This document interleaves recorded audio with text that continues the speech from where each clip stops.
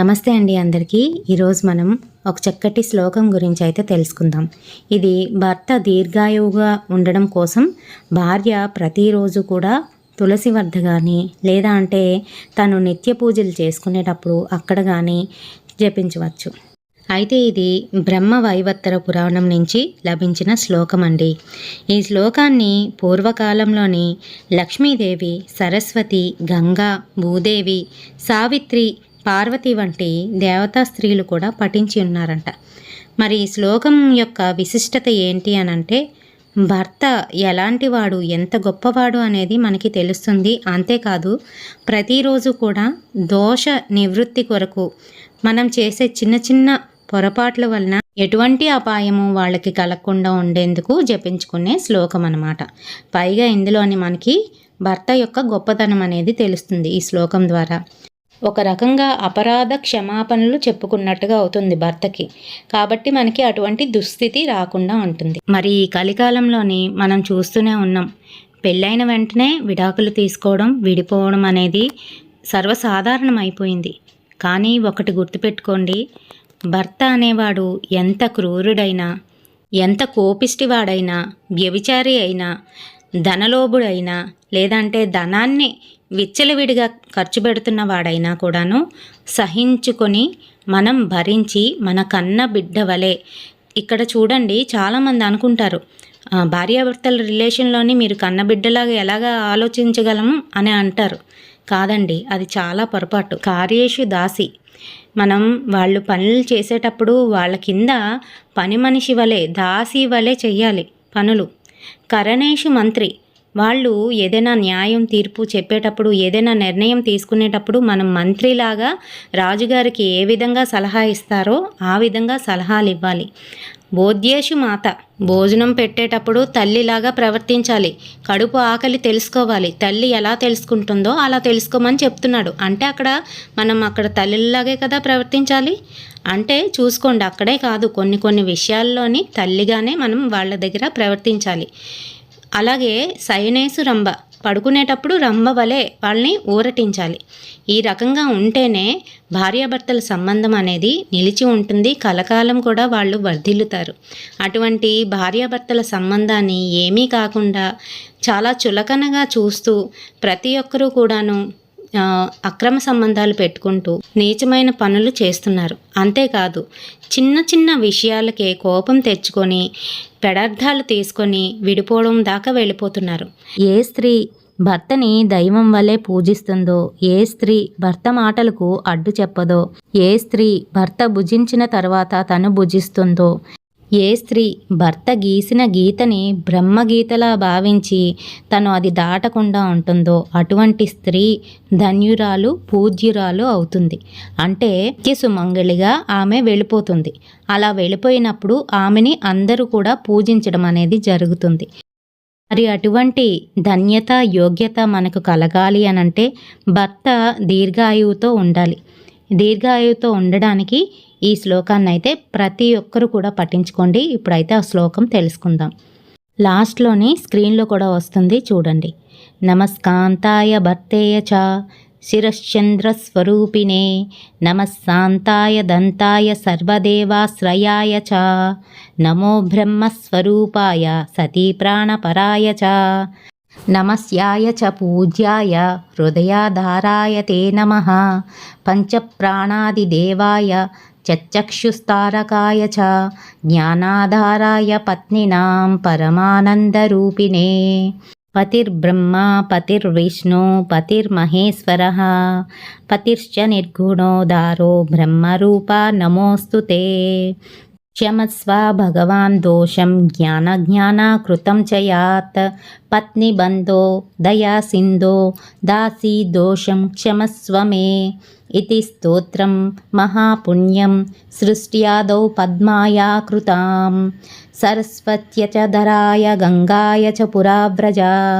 సావిత్రశ్చ చ కృతం పూర్వం బ్రాహ్మణే చాపి నియసః పార్వత్య చ కృతం భక్త కైలాస్యౌ శంకరాయ చ. మరి ఈ శ్లోకము యొక్క అర్థం ఏంటి అనంటే, శిరశ్చంద్ర స్వరూపుడువైన అంటే ఈశ్వరునితోని భర్తని పోల్చుకుంటుంది. అక్కడ మళ్ళీ శాంతాయ దంతాయ సర్వదేవాశ్రయాచ విష్ణుమూర్తిని, అలాగే నమో బ్రహ్మ స్వరూపాయ బ్రహ్మదేవునితోని, సతీప్రాణ పరాయచ నా ప్రాణం వంటి వాడవు అని చెప్పుకుంటుంది.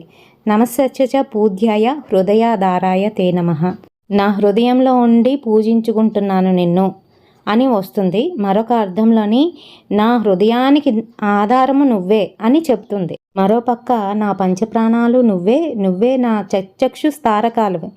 అయితే ఇక్కడ చూడండి, చక్షువు అని అంటే కళ్ళు అని అర్థం వస్తుంది. అయితే ఈ కళ్ళు ఎన్ని రకాలంట? 4 రకాలుగా మనకి ఉంటాయంట. 4 రకాలుగా జ్ఞానాన్ని అందిస్తూ ఉంటాయి. ఏ రకంగా అని అంటే చర్మానికి ఉండేవి, అది చర్మ చక్షువు అని అంటారు.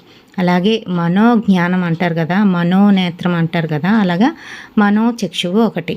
మరి దివ్య చక్షువు 3. 4వది వచ్చి జ్ఞాన చక్షువు. ఈ జ్ఞాన చక్షువుకి ఆధారం ఎవరంట? భర్తేనంట.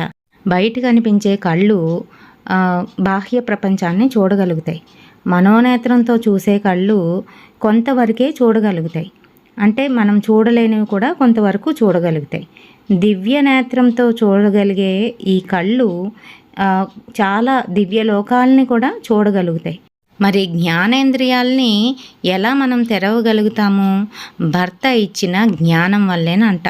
మరి ఇందులోనే ఎంత అర్థం ఉందో చూడండి. అందుకే అతను జ్ఞానాధారాయ పత్నినాం పరమానంద రూపిణే, మీరు ఎంత ఆనందకరమైన రూపంలోని నాకు ఈ రకంగా జ్ఞానాన్ని ప్రసాదించారు స్వామి అని అంటుంది. అయితే ఇందులోని నిగూఢమైన ఒక అర్థం అయితే ఉంది. మీరు అనుకుంటారు జ్ఞానం ఎలా వస్తుంది భర్త వలన అని కదా. అది మనకి సుమంగళీతత్వమైన కొన్ని పనులైతే చేస్తాము, భర్త ఉన్నవాళ్ళు మాత్రమే చేస్తారు. ఏంటవి అని అంటే నుదిటి పైన కుంకుమ పెట్టుకుంటాం, అది ఆజ్ఞాచక్రం. అక్కడ కుంకుమ పెట్టుకోవడం వలన ఎదుటి వాళ్ళని అట్రాక్ట్ చేయడంతో పాటు ఆజ్ఞాచక్రం యాక్టివేట్ అవుతుంది. అలాగే పాపిటి మధ్యలో వరకు సింధూరం పెట్టుకుంటాం, అక్కడ సహస్రారం ఉంటుంది, మరి అది అక్కడ యాక్టివేట్ అవుతుంది. మెడలోని మంగళసూత్రం నల్ల పూసలో వేసుకుంటాం, అక్కడున్న విశుద్ధ చక్రం యాక్టివేట్ అవుతుందంట. అలాగే గాజులు వేసుకుంటాం దిష్టి తగలకుండా. ఇంకా అలాగే పిల్లలు పుట్టేటప్పుడు మన గాజుల సవ్వడి వలన వాళ్ళు చురుగ్గా ఉంటారని, ఎదిగేటప్పుడు చురుగ్గా ఎదుగుతారు అని.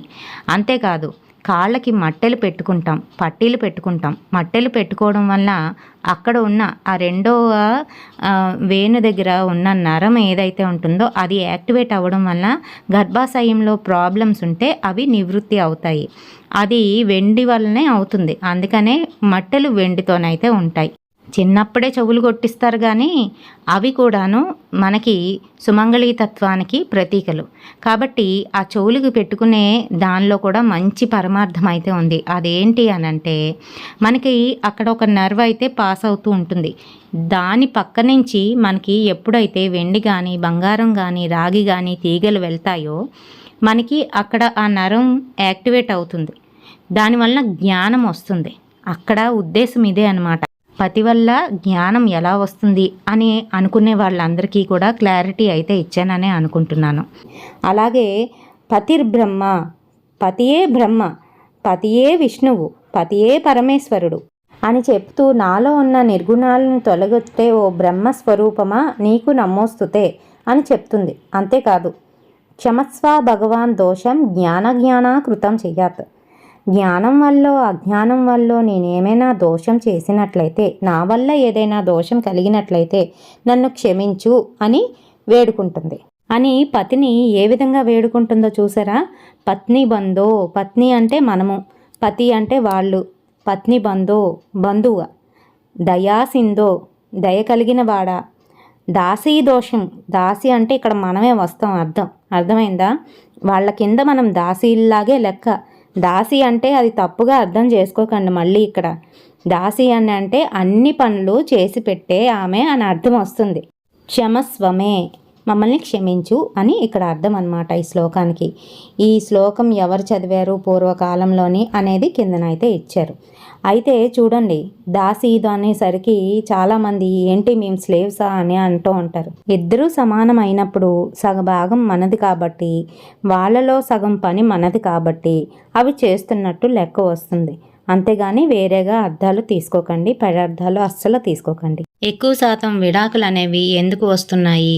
ప్రేమించి పెళ్ళిళ్ళు చేసుకుంటున్నారు కొంతమంది అమ్మా నాన్న చెప్పిన పెళ్లి చేసుకున్నప్పటికీ కూడాను గొడవలు అనేవి వచ్చేస్తున్నాయి.